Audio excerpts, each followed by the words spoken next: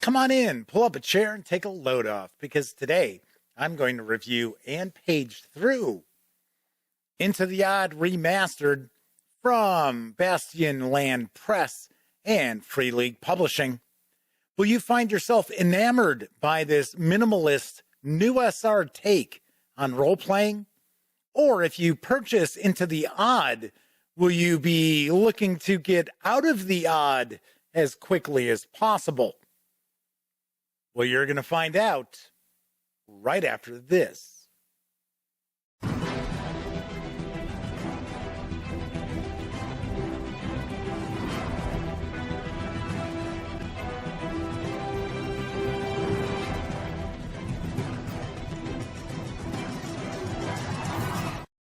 Howdy, howdy, howdy, gang, and welcome once again to the Duct Tape Studios.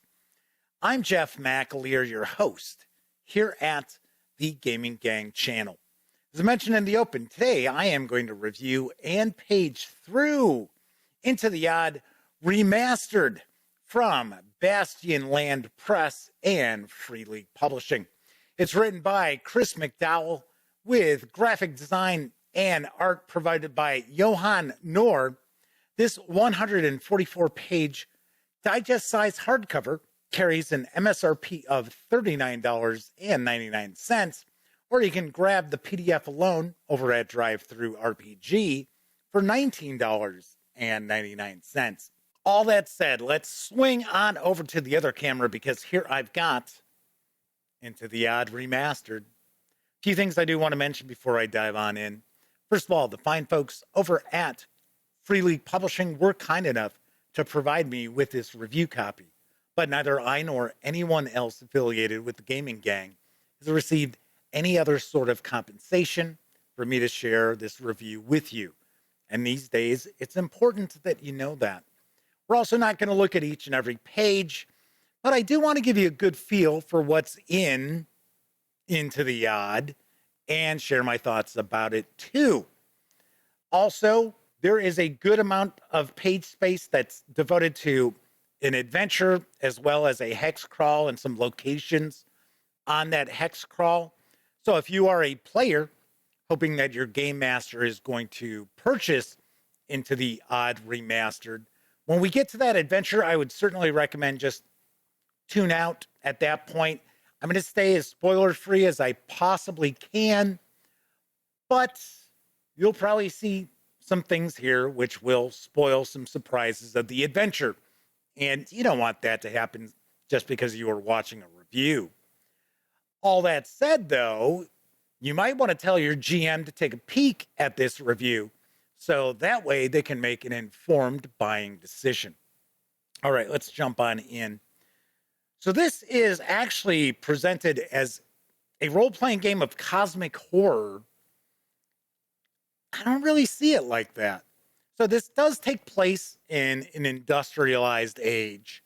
So you could probably imagine, say, late Victorian era.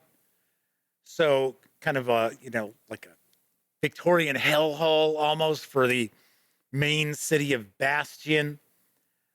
But this has more of a fantasy role-playing vibe to it, in my opinion, than cosmic horror.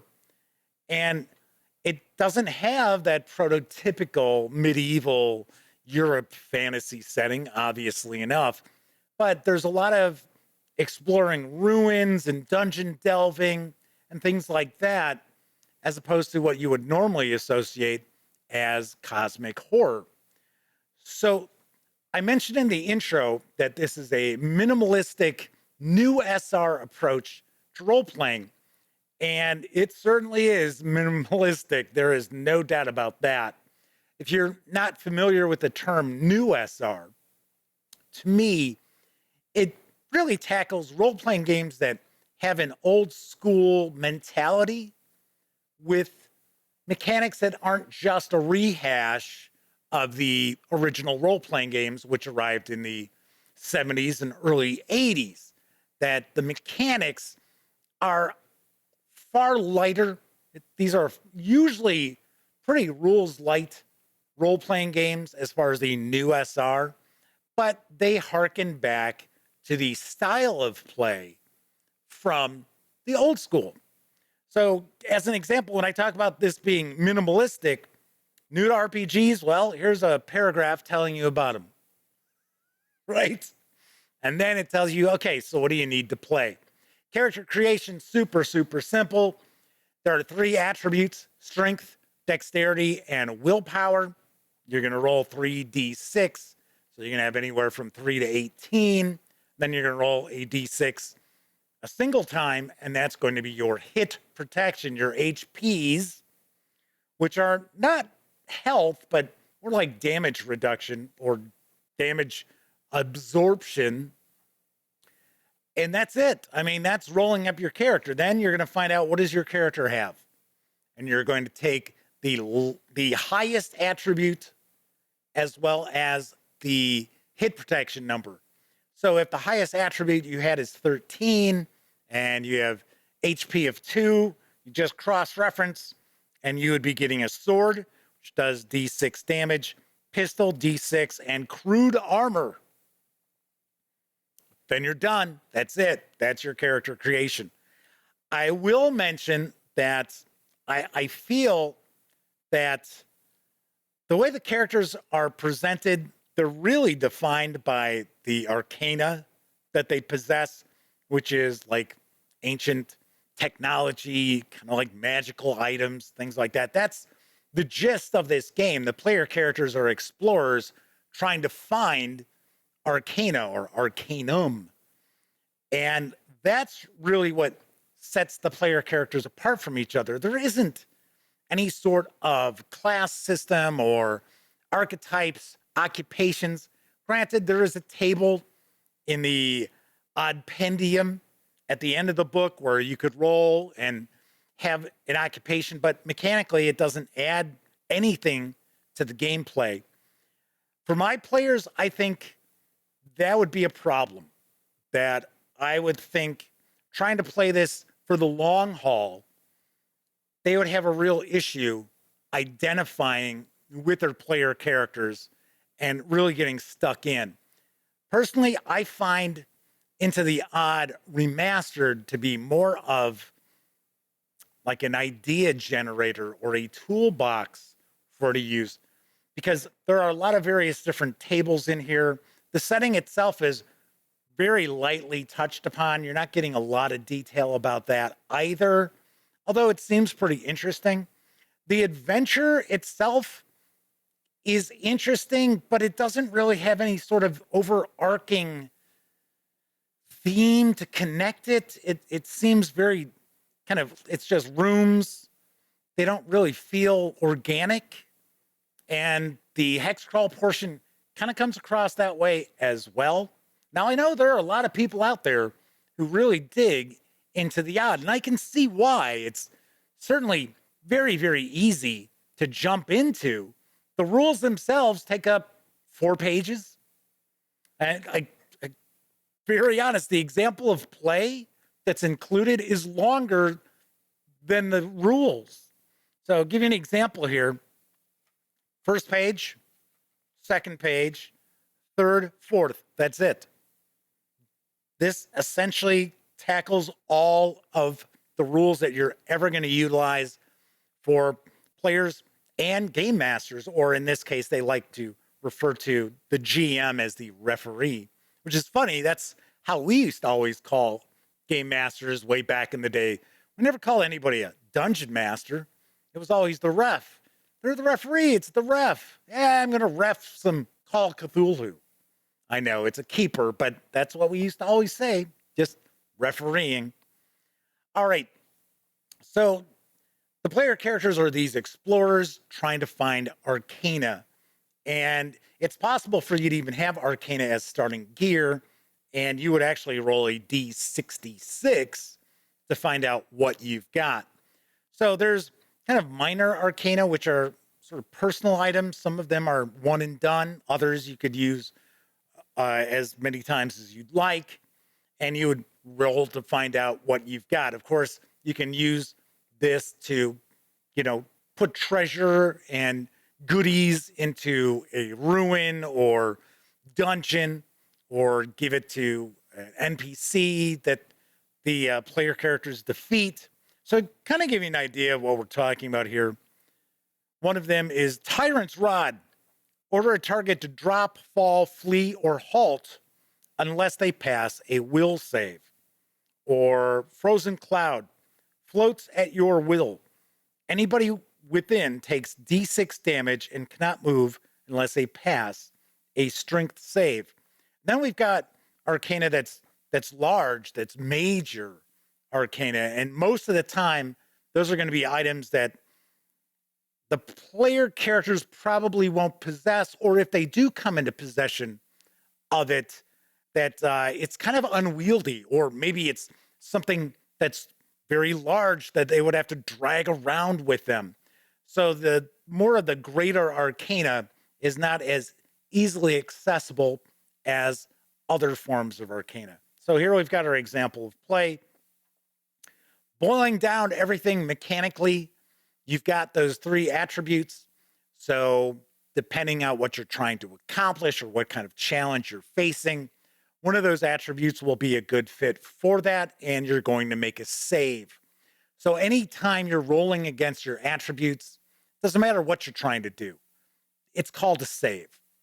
So you need to roll a d20, and if you roll equal to or less than that attribute, then you succeed. Pretty damn easy. Combat, very, very simple as well. You don't have to hit rolls. So every combat round you hit, but that also means so do your enemies. So combat can be very quick, very dirty, very lethal, very easily. Because what'll happen is you're rolling your damage. And some of the creatures, some of the monsters, they hit hard.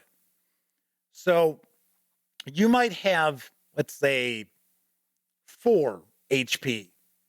So let's say you take 10 points of damage. Well, okay, so that 4 HP is going to soak up 4 points of damage, and then you still have 6 points of damage left over, and that will be applied to your strength. Now, when you take damage to your strength, you also have to make a strength save. Otherwise, it's considered to be critical damage.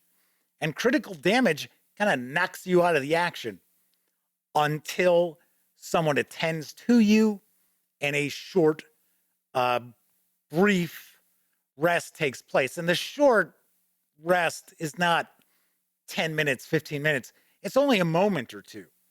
So enough time for you to catch your breath, take a drink. That's considered to be a short rest.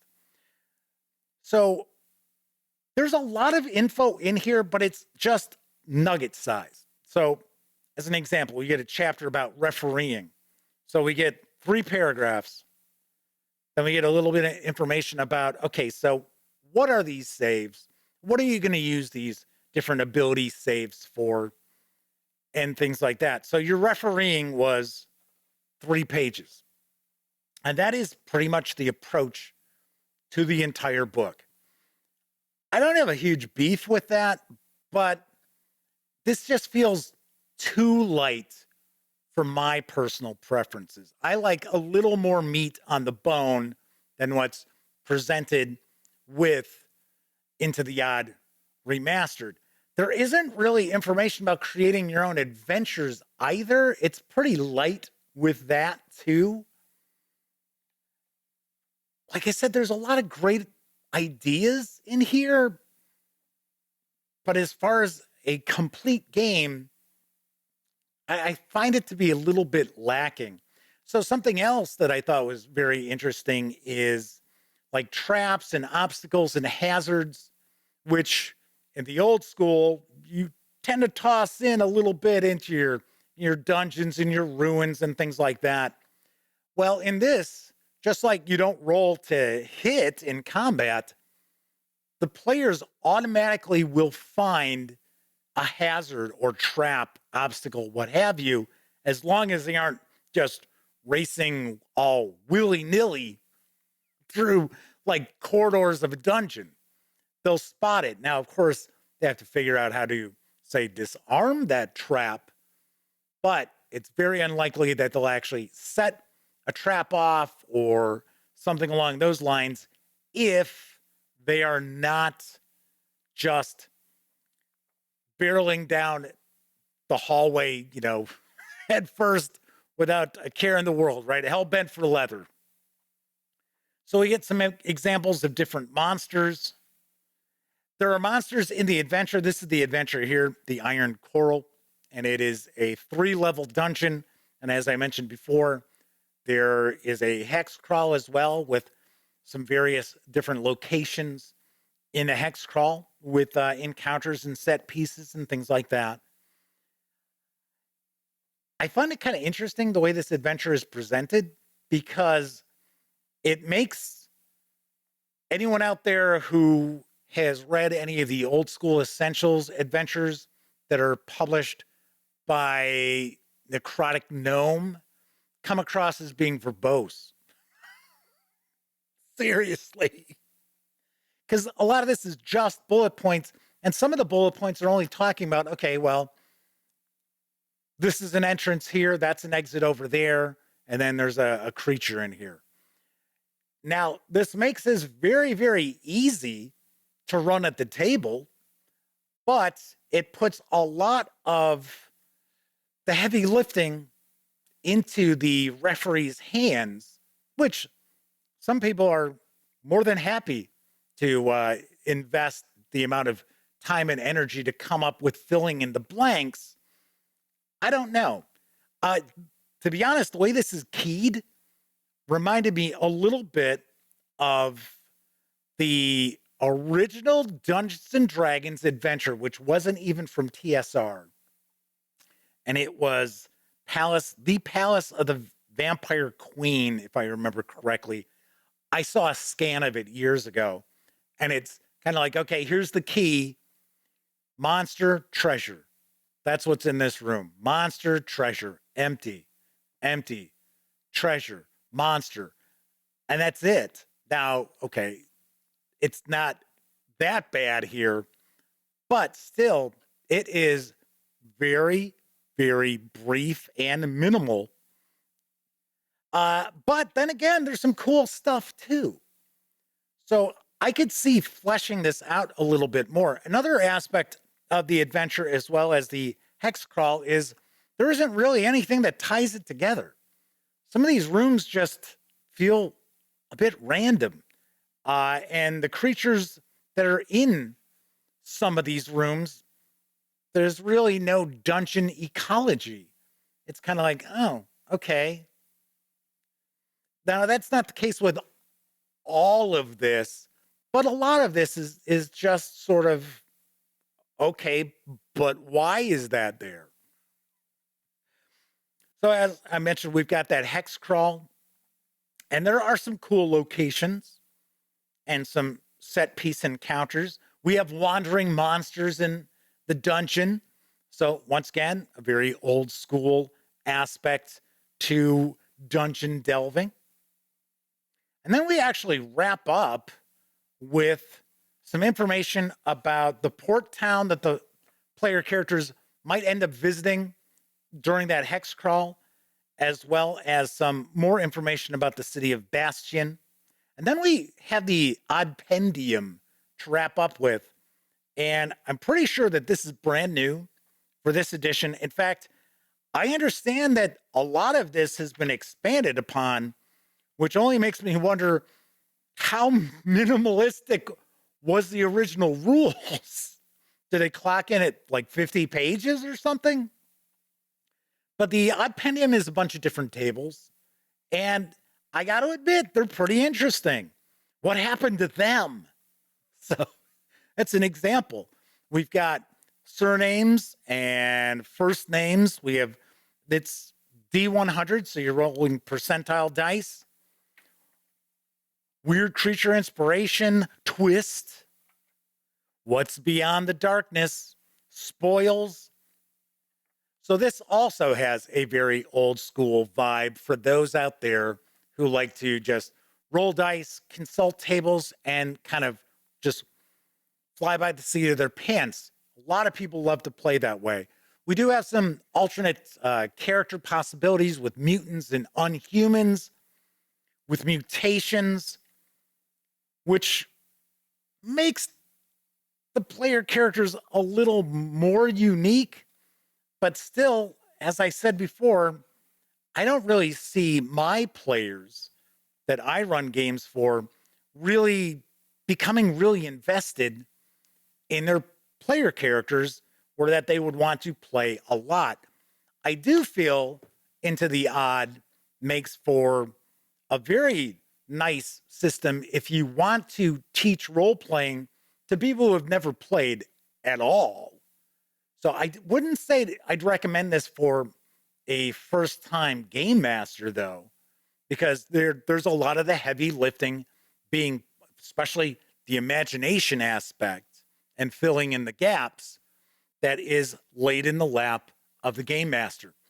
All right, so that is Into the Odd Remastered. Let's swing on over to the other camera because I'm going to share some final thoughts and provide a review score. I know a lot of people really dig Into the Odd, and I could see why, because you could easily introduce people to role playing and explain the rules in maybe 15 minutes, maybe, probably less than that. And very easy to jump into. And you've got all these tables that you can roll on to give you inspiration. This really does make for a fun toolkit for like an idea generator, in my opinion. But I don't feel that the rules, they're not really fleshed out enough, in my opinion. Neither is the setting or the city of Bastion, which I guess is supposed to be a big deal, but really doesn't come across that way in this rule book, especially since the adventure doesn't take place there.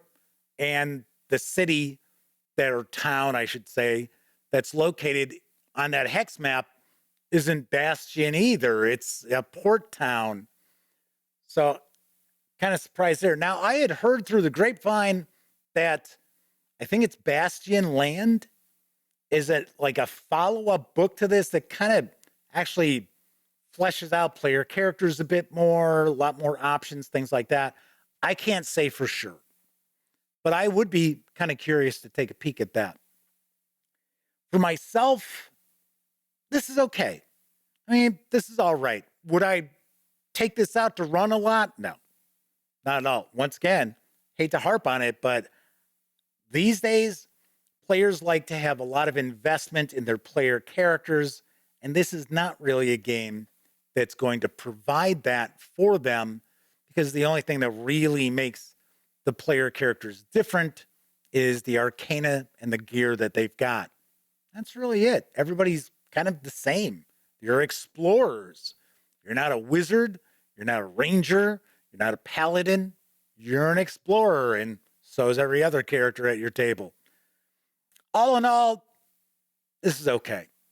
On a scale of 0 to 10, I give Into the Odd Remastered a 6.5 out of 10. All right.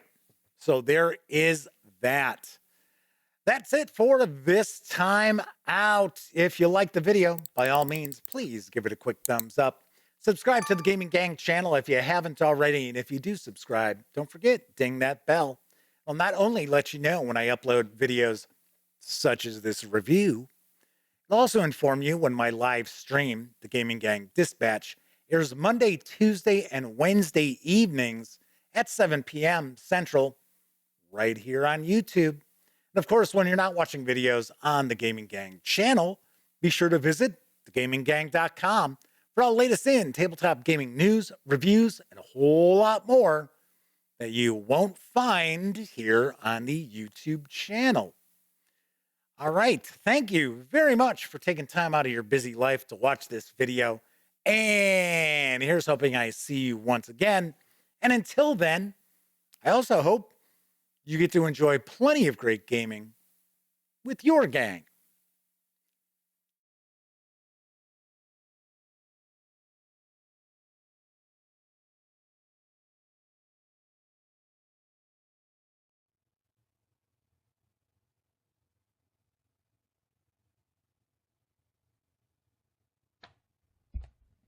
Oh, hey, you're still here. That's okay. You don't have to leave just yet. In fact, why don't you subscribe to the Gaming Gang channel right here, or take a peek at the latest live stream, or even find out what YouTube recommends you check out from the channel. And of course, I'm Jeff McAleer. Thanks again for watching.